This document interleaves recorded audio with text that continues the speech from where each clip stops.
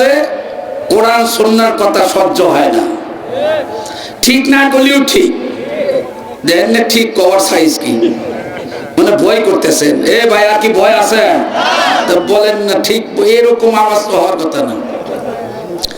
তো ঠিক হবো কি, বইছে এলো 1.5 মাইল দূরে, আলহামদুলিল্লাহ ভাই আইলের ফুল বইছেন, হ্যাঁ আবার পিছনে দেখতেছে যে কাক কইতেছে। হ্যাঁ আপনাদের দুইজনে কি বলছি, আপনারা কোন সমাজের লোক যে কয়েকজন মানুষ আসছেন একটু জুমে জুমে নবীওয়ালা মজমার মতো বসে যায়, আল্লাহ যেন কবুল করেন, বলেন আমিন। দুটো জিনিস আদায় হবে, একটা সুন্নাত আদায় হবে আর একটাতে শয়তান বেজার হবে। সুন্নাত আদায় হইলে আল্লাহ রাসূল বলেন এমন জামানা আমরা পাইছি, মান তামাসসাকা বিসুন্নতি ইনদা ফাসাদি। আল্লাহ রাসূল বলেন আমার উম্মতের মধ্যে এমন একটি সময় আসবে যে সময় এক একটা সুন্নাত জিন্দা করলে আল্লাহ তাআলা ওই উম্মতের আমলনামায় 100 গলা কাটা শহীদের সওয়াব আল্লাহ দিয়ে দিবেন। সুবহানাল্লাহ। আপনারা কি 100 গলা কাটা শহীদের সওয়াব চান? তাহলে একটু ওই জায়গা ছেড়ে দিয়ে সামনে আইছেন, দেখি কি রকম সওয়াব চান। চিন্তা করতেছে জীবন দিমু তাও জায়গা ছাড়বো না, যাক যাক, হায় হায় হায়। এবার আছেন প্রিয় বন্ধুগণ, ধন্যবাদ ধন্যবাদ। এই কষ্ট করে যে জায়গা ছেড়ে দিয়ে আর এক জায়গায় বসেন, আল্লাহ যেন জান্নাতের রাস্তাকে সহজ করেন, আমিন বলেন। ভাইরা আমার, এমনই একটি সময় আমরা পেয়েছি, আমরা সমগত হয়েছি। ঈমানের ব্যাপারে হুজুর সাল্লাল্লাহু আলাইহি ওয়াসাল্লাম তার উম্মতের ব্যাপারে আশঙ্কা করেছেন যে আগুনের আঙ্গার, আগুনের টুকরা, আগুনের অংশ হাতে রাখা সম্ভব হবে, পক্ষান্তরে ঈমান ধরে রাখা কঠিন হয়ে যাবে। বর্তমান আমি আপনি সবাই ডাইনে বামে সামনে পিছনে নিচ উপরে নিচে যেদিকে তাকাই সেই দিকেই ঈমান হারার সম্ভাবনা অতীব আশঙ্কা থাকে।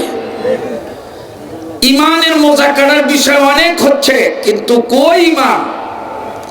আজকে যে আয়াত তেলাওয়াত করছি, এই আয়াত এমন একটি সূরার নাম, সূরার নাম হলো আনকাবুত।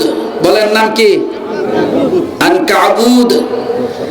এই নামের অর্থ হলো মাকড়সা। মাকড়সা চেনেন আপনারা? মাকড়সা অনেকগুলো অঙ্গ প্রত্যঙ্গ বিশিষ্ট একটি মাখলুক। এই দিক তাকান, এই মাকড়সার ঘর আছে, বাড়ি আছে। এই মাকড়সা একটা ঘর বানায়,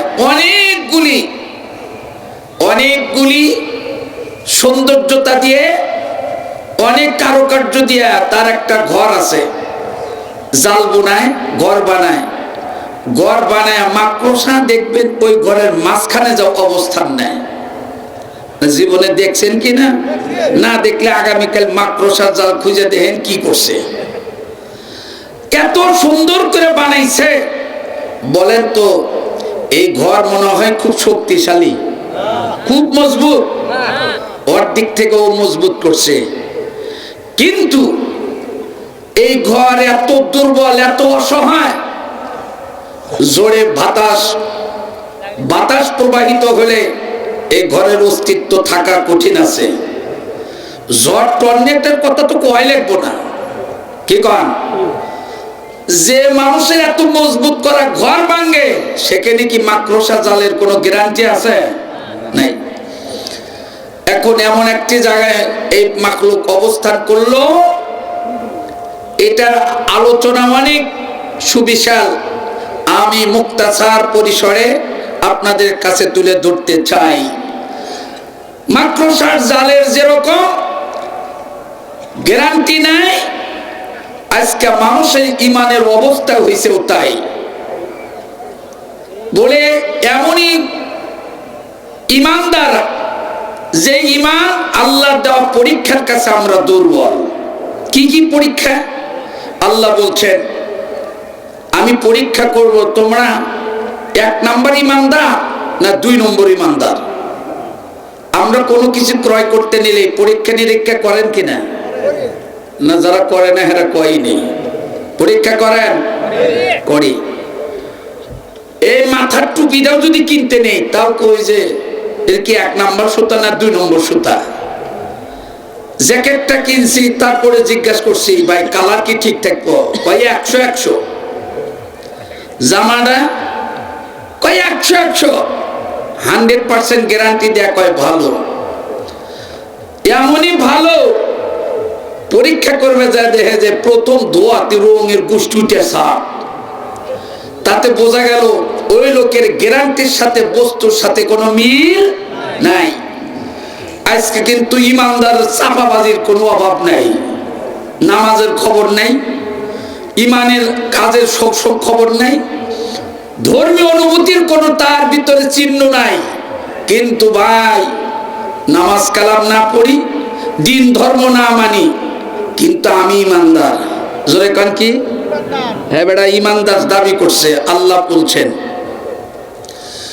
বিসমিল্লাহির রহমানির রহিম।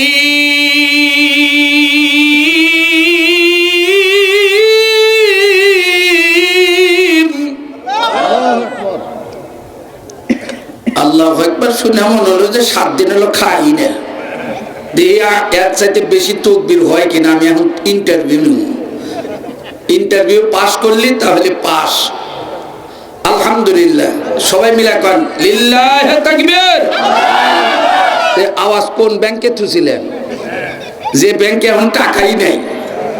এই যে আমার বিয়ে ব্যাংকে চাকরি করে, টাকা চোরের গোষ্ঠী সব চুরি করে নেয়, সব বিদেশ পাড়ি করছে। গতকাল এক রিপোর্টে দেখলাম এক আল্লাহর বান্দাই কইলাম, ইমানদার তো কই নেই, 400 কোটি টাকা পাচার করে নিয়ে গেছে। কত টাকা? এই টাকা কি তোর বাপের টাকা? এটা আমার আপনার মানুষের, এই বাংলাদেশের জনসাধারণের টাকা নিয়ে গেছো। খাইতে পারবে কিনা আল্লাহ জানে। আমিও একটু পরে আসতেছি ইনশাআল্লাহ। তকবীরের কথা হই না, এত দূরে আসছিলাম, একটু মারেনছেন তকবীর। আল্লাহু আকবার।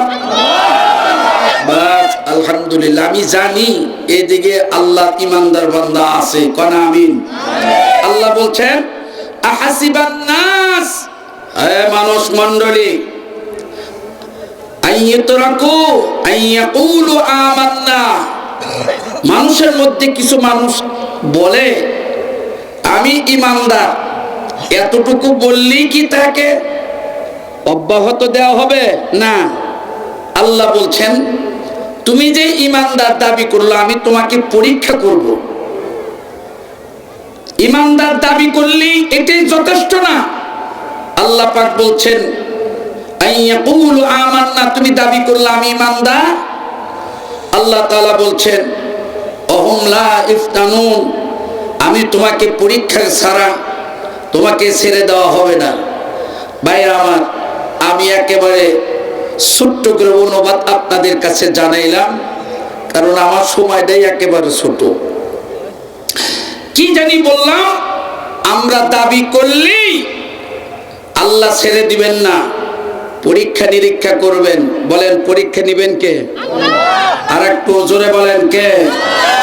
এটা আমি সহ গোটা পৃথিবীর সকল নারী পুরুষ, শিক্ষিত অশিক্ষিত, ধনী গরিব, মগা বেইটা, উঁচা লম্বা, শেখ তালুকদার মন্ডল, মুসি, যে যে তবকায় আছে সকলকে পরীক্ষা নিবেন কে?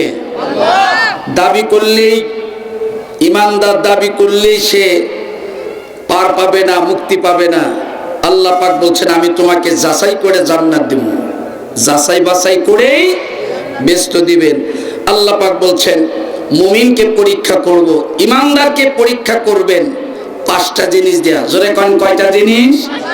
এটাও আল্লাহ পাক বলেন বিসমিল্লাহির রহমানির রহিম।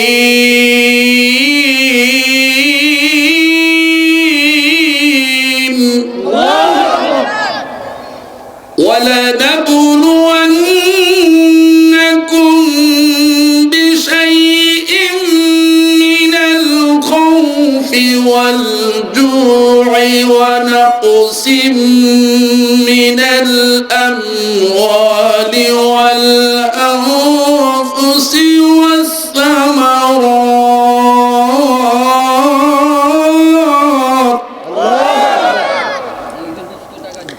এই আয়াতের ভিতরে আল্লাহ 5টি পরীক্ষার কথা বললেন। জোরে কোন কয়টা? এই দিক তাকান, কয়টা পরীক্ষা? 5টি পরীক্ষা করবেন। 1 নাম্বার, ওয়ালা নাবলুওয়ান্নাকুম বিশাইইম মিনাল খাউফ। 1 নাম্বার হলো ভয়। 1 নাম্বার কি? ভয়। এই দিক তাকান, ভয়টা কার? না, এখানে আল্লাহর ভয়ের কথা কয় নাই। এই ভয় জালিমের ভয়ের কথা বলা হয়েছে। জালিম আছেটা নাই? জালিম কাকে বলে? যে জুলুম করে তাকে কি বলা হয়? জালিম। আর যে জুলুমের শিকার হয় তাকে বলা হয় মজলুম। বলেন নাম কি? মজলুম। দুটি শব্দ, একটা হলো জালিম আর একটার নাম হলো মজলুম। আল্লাহ পাক ডাক দিয়া কই, ওই ব্যক্তি তো সবচাইতে বড় জালেম। ওই লোকটা হলো সবচাইতে বড় জালেম যে আল্লাহর সাথে শরীক করে, আল্লাহর সাথে অংশীদার করে। আল্লাহ তাআলা বলেন এই মানুষটা সবচাইতে বড় জাহেল, বড় জুলুমকারী, বড়। এই জাহেলের ভিতরে এই জালেম এত বড় জালেম যাকে আল্লাহ তাআলা মাফ করবেন না, ক্ষমা করবেন না। আমি আপনাদের কাছে একটি কথা এইভাবে বলতে চাই, ও সোনার ভাইরা, আল্লাহ পাক কয়জন একটু আওয়াজ দিয়ে বলেন। এক আল্লাহর কথা বলতে যাই আমার বন্ধুগণ, আমার ভাইরা, আমার আল্লাহ পাক হলেন একক, তিনি হলেন একজন। এইটার ব্যাপারে কোনো মানুষ যদি আমার পুর জুলুম করে, আমার পুর কোনো অত্যাচার করে, নির্যাতন করেও যদি বলে না না আল্লাহ একজন নয়, প্রভু একজন নয়, খোদা একজন নয়, আমি এই ব্যাপারে এতটুকু এইভাবে প্রতিজ্ঞা করব, আমি আমার কথার প্রতি এত ইস্তেকামাত থাকবো, আমার জীবনটা চলে গেলেও আমি বলবো দিত আল্লাহ এই আর নাই। বলেন আল্লাহ কয়জন? আর একখান জোরে কোন কয়জন? আল্লাহ নিজের পরিচয় দিয়ে বলেন আমার সাথে, বিসমিল্লাহির রহমানির রহিম। কুল হুয়াল্লাহু আহাদ আল্লাহুস সামাদ লাম ইয়ালিদ ওয়া লাম ইউলাদ ওয়া লাম ইয়াকুল লাহু কুফুয়ান আহাদ। চিৎকার দিয়ে জোরে কান মারহাবা। আল্লাহ কয়জন? আমাকে ফাঁসির মঞ্চে নিয়েও যদি বলে, ফাঁসির মঞ্চে যদি তার করে বলি হেলালুদ্দিন নুরি বলো তো আল্লাহ কয়জন, আমি কি বলবো? না, যদি আল্লাহকে একজন স্বীকার করো বাঁচাবো না, ফাঁসির কাষ্ঠিতে ঝুলে মারবো। মুমিনের কাজ হলো আমি আমার জীবনটা আমার প্রভুর জন্য দিতে পারি, কিন্তু আমি দিত খোদা আমি মেনে নিতে রাজি না। এই জমিন হলো আল্লাহ। জমিনটা কার? তাহলে জমিনে আল্লাহ, জমিনটা আল্লাহ। আল্লাহ পাক বলছে এই জমিনে কথা চলবে আমি আল্লাহর, কোন গায়রুল্লাহর কথা চলবে না, কোন বাতিলের কথা চলবে না। মানুষ রচিত কোন আইন দিয়ে জমিন চলতে পারে না। এই জমিনে আল্লাহর আইন, আল্লাহর হুকুমাত প্রতিষ্ঠা করতে যাইয়া, কায়েম করতে যাও, যদি আমার জীবনটা দেওয়া লাগে আমি দিতে রাজি আছি। আপনারা রাজি আছেন না? না এই জীবন দিব না, হাত তুলবো। যে দুটো হাত তুলবো না, সেই জীবন দেবো না। টান টান করো। আমি দে, আমি দে, আমি দে, আমি দে, খালি আপনারা মুখ মিলান। তাকবীর, নারে তাকবীর। কোরআন সুন্নাহর আলোক নামান। এই স্লোগান আজ পর্যন্ত পাল্টা হলাম না, খালি কয় ঘরে ঘরে জ্বালাও, ঘরে যায় দেখে যে অন্ধকার। এই জন্য এখন এ বছর খালি তদবির করছি, এই ব্যাপারে চেষ্টা করছি না, আর ঘরে ঘরে জ্বালাইতে চাই না। আসল জায়গায় চলাইতে চাই, কথা না কেন? ওই জায়গার নাম হলো পার্লামেন্ট, সংসদ ভবন। ওখানে যদি জ্বলে তাহলে গোটা দেশে জ্বলতে বেশি সময় লাগবে না। এই জন্য ওই আসল জায়গায় হয়ে আছে হলো অন্ধকার, আর আমরা জ্বালাই হলো ঘরে। এই জন্য ঘরে ঢুকে দেয় খালি আমাবেশের রায়, কথা নেই। এই জন্য স্লোগান পাল্টায় হাতও তোলা রাখবো না, পাও তোলা রাখবো না, খালটা মুখটা উঁচু করে অভ্যাস করার জন্য আমি বলাইতেছি। আমি বলবো কোরআন সুন্নাহর আলো, আপনারা বলবেন পার্লামেন্টে চলো। পার্লামেন্ট যদি মুখ দেয় না আসে তাহলে কোন সংসদে চলো নাকি? আর যে মুখকে খুলবো না মনে করবেন ওরে হলো আবু জেহেলের খালাতো ভাই, বুঝছেন না? এবার রেডি হন। আওয়াজ কিন্তু আর দিতে কোনো ভয় নাই, ভয় আছে রে? আর কোনো ভয় নাই, কারণ ওরা নাই, ঠিক না বেটে? এই জন্য আলহামদুলিল্লাহ। ওই যে জালেম মনে আছে না, যে জুলুম করে তার নাম কি? আর যে জুলুমের শিকার হয় তারা কি? মাজলুম। বলেন নাম কি? মজলুমের চোখের পানি আল্লাহ সব সহ্য করে পারে, কিন্তু বান্দার চোখের পানি আল্লাহ বরদাস্ত করে না। কিন্তু চোখের পানি দুই ভাবে বের হয়, কেউ রাষ্ট্রের চোখে কান্দে, আর কেউ জুলুমের শিকার হয়ে কান্দে। এমন দেখেন না দেশ থুয়ে যা কি কান্দাকাটি শুরু করছে, কথা কয় রে? আল্লাহ কয় যতই কান্দ তোমার মতো ইয়েজিদও কান্দিছে। বলে কেমন করে কান্দিছে? হযরত হোসেন রাদিয়াল্লাহু তাআলা আনহু মাথার মোবারক দুই খণ্ড আছে।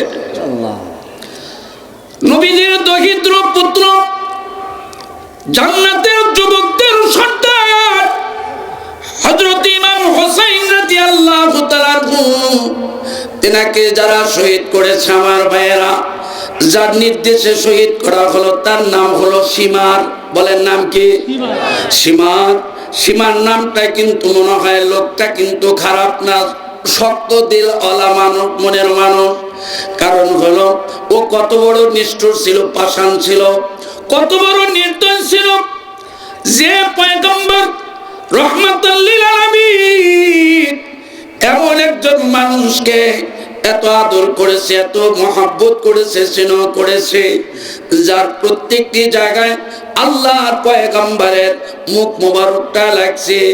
এমন একটি মানুষকে যারা নির্দয় হৃদয় ভাবে, নিষ্ঠুরতার সাথে, পাষাণ হৃদয় নিয়ে কি ব্যবহারটাই করেছি আমার বন্ধুরে, ফোরাত নদীর কিনারে, ফোরাত নদীর তীরে।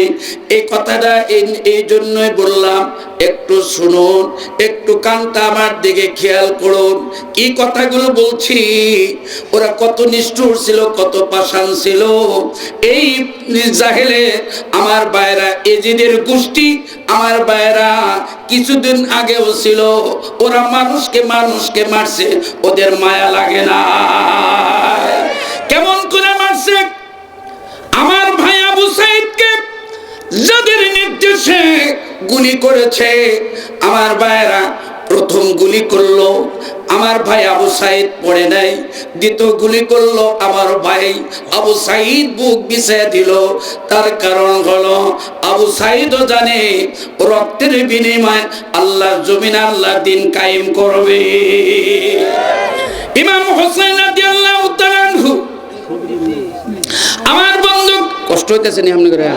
তাহলে একটু আবার কান আল্লাহু আকবার। ইমাম হোসেন রাদিয়াল্লাহু তাআলা আনহু মাত্র মুনাফিকের দাওয়াতে পড়িয়া, মুনাফিকের চিঠি পাইয়া চলে গেছেন সেই ইরাকে ফোরাত নদীর তীরে। লম্বা ইতিহাস আমার বন্ধুরে। কোলের ভিতরে ছিল নাবালক শিশু, তার নাম আলী আসগার। ভাইয়েরা, যারা নাবালক শিশুকে হত্যা করে আমার ভাইয়েরা, তার উসিলাই করে আল্লাহ তার দিনকে তার জমিনের ভিতরে জিন্দা করে। তার বাস বন্ধুগণ, তার মতো আলী আসগর ঘরের ভিতরে আছে। ইমাম হোসেনের স্ত্রী স্বামী, ঘরের ভিতরে যা পানি ছিল সব শেষ হয়ে গেছে, খাদ্য যা ছিল এটাও শেষ হয়ে গেছে।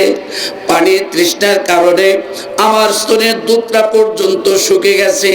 স্বামীর কাছে এতটুকু আবদার করলেন, আলী আসগরকে পানি আমাদের দাও আর না দাও, কিন্তু এই শিশু আলী আসগরকে একটা পেয়ালা পানি পান করে নিয়ে এসে দাও।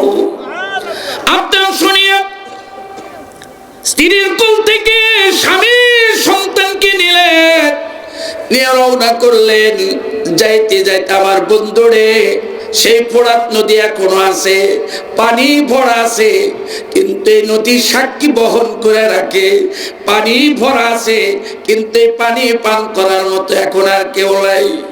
নিষ্ঠুর পাষাণ ও নির্দয় ওই এজিদের বাহিনীগুলো ইমাম হোসেন রাদিয়াল্লাহু তাআলা আনহুকে ঘিরে ধরলেন। ঘিরে ধরার পরে সকলেই তার দিকে তীর এরকম ভাবে পজিশন করে নিয়ে রইল। এবার ডাক দিয়ে বলল, ইমাম হোসেন বললেন, ভাইরা আমার, আমাকে আটকাও না, পথটা আটকাও না, আমার মুখের দিকে যদি তা না তাকাও, আমার এই নাবালক সন্তানের মুখের দিকে তাকাও, দেখো না পানির পিপাসায় আমার ছোট্ট ছেলের দুইটা ঠোঁট পর্যন্ত শুকে গেছে, জিহ্বাটা শুকে গেছে। এবার এতটুকু শোনার পরে, বলার পরে শিশু বাচ্চাকে নিয়ে গেলেন। আপনারা জানেন ওই ফোরাত নদীর কিনারে যখন চলে গেলেন, পানির ভিতরে নামলেন। নামার পরে পানি এরকম ভাবে হাতের ভিতরে উঠাবেন, এমতো অবস্থায় ওই নিষ্ঠুর আমার বন্ধুরে এরকম ভাবে তাদের লিডার সীমারের নির্দেশে তীর নিক্ষেপ করলো। তীর নিক্ষেপ উদ্দেশ্য ছিল ইমাম হোসেনকে শহীদ করে দিবেন, কিন্তু না, আমার বন্ধুরে তাদের লক্ষ্যস্থল এরকম ভাবে পদস্খলন ঘটিয়ে ভিন্ন পথে চলল তীর। বাইরে আমার তীরটা এসে ইমাম হোসেনকে না লাগিয়া কলিজার টুকরা আলী আসগরকে লাগলো। এমন জায়গা তীর লাগছে যে তীর কলিজা দিয়া সামনের দিক দিয়ে প্রবেশ করিয়া পিছনের দিক দিয়ে বের হয়ে গেছে। বের হওয়ার পরে এই জায়গার কলিজার রক্তটা ফিলকে দিয়ে ইমাম হোসেনের মুখ ভরে গেছে। দাড়িগুলো রক্ত লালে লাল হয়ে গেল, মুখটারও লাল রঙে রঞ্জিত হয়ে গেল। এমতো অবস্থায় এখন কি করা? সন্তানের মুখের দিকে তাকায় দেখে না পানি নাই, পানির পরিবর্তে পুরা শরীরটা রক্ত ভরে রয়েছে। এই শহীদ সন্তানকে নিয়ে বাড়ির দিকে রওনা করলেন। বাড়ির দিকে রওনা করে কাফেলার কাছে এসে ঘরে প্রবেশ করে ডাক দিয়া বিবিকে বলে ডাক দিয়া কয়, ওগো আমার আলী আসগরকে পানির পরিবর্তে দেখো, আমি তাকে এমন একটা পানি পান করা নিয়ে আসছি যে পানির বিনিময়ে আল্লাহ তাআলা এর বিনিময়ে দান করবে হাসরের ময়দানে। কি দান করবে গো? সন্তান বুকের ভিতরে নিয়ে ডাক দিয়া কয়, কি পান করে নিয়ে আইলা, কি খাওয়াইলা? আর তো সন্তান কথা বলে না, আর তো আমার সন্তান আর আমার মুখের দিকে তাকায় না। আমার বন্ধুরে বিবি কান্দে, ঘরের মধ্যে কার সকলের কাফেলার লোকজনের চোখের মধ্যে পানি। কি নিষ্ঠুর, কি পাষাণ! এই নাবালক বাচ্চাটা কি অন্যায়, কি অপরাধ করছিল আমার বন্ধুরে আলী আসগরের বিনিময়। আমার বন্ধুগণ, ওই দেশে আল্লাহ তাআলা কোন এক সময় ইসলামের জয়, ইসলামের বিজয়, আল্লাহ কালেমার পতাকা আল্লাহ উঠায় দিয়েছিলেন। একটু চিৎকার দিয়ে জোরে কান মারহাবা। ও রক্ত ছাড়া, ও রক্ত ছাড়া আমার বন্ধুরে দিন কায়েম হয় না, রাষ্ট্র জয় হয় না। ওরকম আলী আসগরের মতো আমাদের দেশে আর একটা জীবন গেল। ওই ছেলেটার নাম ছিল মুগ্ধ। জোরে কার নামটা ছিল কি? মুগ্ধ। আমার ছাত্র আন্দোলন ভাইদের কাছে এসে বললেন, পানি নিবানি, পানি খাবেনি। পানি দিতে আসিয়া সেই মুগ্ধটাও আমার বন্ধুর গুলির আঘাতে সেই মুগ্ধটা জীবন দিয়ে দিল। মুগ্ধর জীবন, ভাই আবু সাইদের জীবন, আমার কলিজার টুকরা ছাত্র ভাইদের 1500 জীবন যাওয়ার পরে আল্লাহ রাব্বুল আলামিন এই পবিত্র মাটিকে জালেমের জুলুম থেকে, নির্যাতনের হাত থেকে আল্লাহ পাক 18 কোটি মানুষকে মুক্তি দিয়েছে। কথা কান ঠিক না বেঠি? এই কথা শোনার পরে কিছু মানুষের খারাপ লাগতেছে, কয় এই যে হুজুর আমগুলো দলের বিরুদ্ধে কইতেছে, যদি তোমার কলিজায় খারাপ লাগে তাহলে বোঝা যাব তোমার কলিজায় এখনো সমস্যা আছে। কথা কয় না রে মিয়া ভাই? ওষুধ দিলে যদি নাই পড়ায় তাহলে বোঝা দেখবো যে তোমার রোগ নাই, আর যদি ওষুধ দিলে লাগে তাহলে মনে করা লাগবে রোগ সেখানে আছে। কথা কি ঠিক? এই জন্য আল্লাহ আমাদেরকে এই জমিনকে জালেম মুক্ত রাখেন। আমিন কি কোয়া যাব? এত আস্তে আমিন হুনবার চাই নেই। আর একখান, এই জমিন কাল্লা জালেম মুক্ত রাখেন। কিছু মানুষ বোঝে নাই যে কি আমি আমিন কমু, হে জালেমের তো নির্যাতনে ভরে নাই, হে বেটা তো আমিন কমু না। আর একবার জোরে বলেন তো আমিন। হ্যাঁ, ইমাম হোসাইন রাদিয়াল্লাহু তাআলা আনহু ছেলেক দিয়ে এবার শেষবারের মতো কাফেলার কাছে বিদায় নিয়ে চলে গেলেন। কারবালার প্রান্তরে যুদ্ধ শুরু হলো। যুদ্ধ করতে করতে আল্লাহু আকবার, কি যুদ্ধ করবেন তিনি? তিনি তো নিরস্ত্র। সেই ঘোড়া দুলদুল ঘোড়াতে সওয়ার হয়ে চলছেন। আমার ভাইরা সেই যুদ্ধের ময়দানে যারা এত নিষ্ঠুর ছিল, এত পাষাণ ছিল, এত দৃঢ় সংকল্প করে রেখেছিল, এই ইরাকের এই ফোরাত নদীর কিনারের পাশ থেকে আমার ভাইরা ইমাম হোসাইনকে তারা বাড়িতে পাঠাইতে দিতে চায় না। যে কাজ সেই কাজ করে নিল। এবার তীর নিক্ষেপ করলো, মারলো। এমন কোন জায়গা ছিল না ইমাম হোসেন রাদিয়াল্লাহু তাআলা আনহুর শরীরে তীর প্রবেশ করে ওরা থেকে পড়ে গেলে। শুধু এতটুকুই নয়, ওই নিষ্ঠুর বাহিনী নামে ইমানদার ছিল, তুমি তাদের মাথায় ছিল, অনেকের মুখে দাঁড়িয়ে ছিল, ওরা 5 ওয়াক্ত নামাজও পড়েছে। কিন্তু এমন একজন মানুষের শরীরে আঘাত করলো, ধীরে ধীরে শরীরটা ঝাঁঝরা হয়ে গেছে। শুধু এতটুকু নেই, জমিনের মধ্যে যখন পড়ে গেলেন, ওই নিষ্ঠুর পাষাণ সীমা তার নির্দেশে আমার ভাইয়েরা, এই মানুষটা কত বড় জাহিল ছিল। ইমাম হোসেন রাদিয়াল্লাহু তাআলা নূর এসে দূর দিয়ে এসে তার বুকের উপর বসে গেল। বসার পরে আমার ভাইয়েরা হাতের মধ্যে ছিল ছুরি। এই ছুরিটা দিয়া ইমাম হোসেনের গলার ভিতরে পোতাইছে ছিল, গলার ভিতরে ফাঁসাইতে ফাঁসাইতে আল্লাহর রাসূলের দহিত্র সেই জান্নাতি সুপারিশকারী সর্দার আমার ভাইয়েরা তার কাল্লাটা 2 খণ্ড হয়ে গেল। ইন্না লিল্লাহি ওয়া ইন্না ইলাইহি রাজিউন। কয় নাকা ইন্না লিল্লাহি ওয়া ইন্না ইলাইহি রাজিউন। দেহ মোবারক এক জায়গায় পড়ে রইল, আর মাথা মোবারকটা ভিন্ন জায়গায় পড়ে রইল। এই খণ্ড মাথাটা লাফাইতেছিল। এইদিকে ইমাম হোসাইন রাদিয়াল্লাহু তাআলা আনহুর কাল্লাটা এক জায়গায়, দেহ মোবারকটা পড়ে আছে আর এক জায়গায়। আল্লাহর হাবিব ওই সময় আমার বন্ধুগণ, ওই দিন গত রাত্রে বেলায় আল্লাহ নবী মদিনায় থেকে উঠে আসছেন। মদিনায় থেকে আমার ভাইরা রাসূলের এক স্ত্রী ছিলেন, তেনার ঘরের ভিতরে চলে আসছেন। আমার বন্ধুগণ, ঘরের ভিতরে পয়গম্বর প্রবেশ করছেন। স্বপ্নের ভিতরে দেখতেছে রাসূলের দাড়ি মোবারকটা ধুলা মাখা হয়ে আছে। নবীজির মুখমণ্ডল, এত সুন্দর মুখটা বিমর্ষ দেখা যায়। রাসূলের 2 চোখ গাল পড়ে পানি।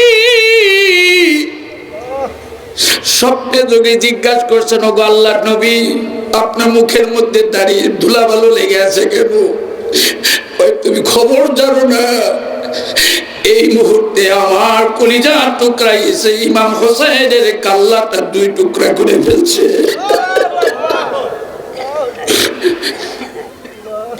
আমার হোসেনের মাথাটা আলাদা করে ফেলছে।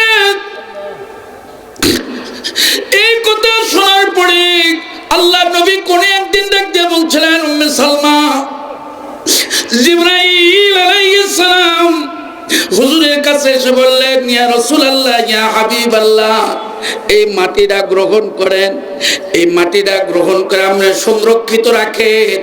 নবী গো, এই মাটি যেদিন দেখবেন মাটির কালার আর মাটির কালার নাই, লাল হয়ে গেছে, সেই দিন বুঝবেন আপনার দহিত্র পুত্র, দহিত্র নাতি ভাই ইমাম হুসাইন কারবালার ময়দানে শহীদ হয়ে গেছে। আল্লাহ নবী চলে গেলেন। উম্মে সালমা রাদিয়াল্লাহু তাআলা রাসূলের বিদায় কালে সেই মাটি দিয়ে গেলেন আর বললেন, ওগো এই মাটিটা সংরক্ষণ করে রাখো, যেদিন দেখবা এই মাটি আর মাটির কালার নাই, লাল রঙে রঞ্জিত হয়ে গেছে, সেই দিন তুমি বল করবা আমার দহিত্র পুত্র ইমাম হুসাইন আমার উম্মতের জন্য কারবালায় জীবন দিয়েছে। এখন এই নিষ্ঠুর সীমা ইমাম হুসাইনের মাথাটা একটি পাত্রের মধ্যে উঠাইয়া এবার ইমাম হুসাইনের সেই জান্নাতি মাথা মোবারকটা দিয়ে চলছে এজিদের কাছে। এজিদের কাছে নিয়ে সামনে যখন প্লেটটা রাখছে, আমার ভাইরা, এই এজিদুল মসজিদের ইমাম ছিল, নামাজি ছিল, কিন্তু এমন একটা জঘন্যতম কাজ করেছে যেটা ইতিহাসের পাতায় কিয়ামত পর্যন্ত কলঙ্কিত হয়ে থাকবে। ইমাম হোসেন রাদিয়াল্লাহু তাআলা মাথা মোবারকটা প্লেটে রাখছে,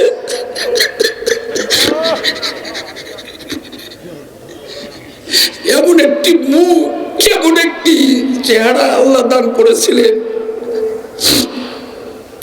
এই মাথার উপরে এজিদ চেয়ারে বসে আছে আর মাথাটা এজিদের পায়ের কাছে রেখে দিছে। এজিদের হাতের মধ্যে লাঠি ছিল, এই লাঠি দিয়ে ইমাম হোসেন রাদিয়াল্লাহু তাআলা ঠোঁটের উপরে এরকম ভাবে ঘুরাইতেছে, লাঠি দিয়ে গুতাইতেছে, আঘাত করতেছে। হুজুরের একজন সাহাবী ছিলেন, ডাক দিয়ে বলল, ইয়াজিদ, এতক্ষণ যা করেছো মুখ বন্ধ করে সহ্য করে নিয়েছি। ইয়াজিদ, তুমি কি জানো যে লাঠিটা যার মুখের উপর দিয়েছো এই ঠোঁটের উপর আল্লাহ নবী কতবার চুমা খাইছে? এই ঠোঁটের উপর আমার নবী কতবার চুম্বন দিয়েছে তুমি জানো?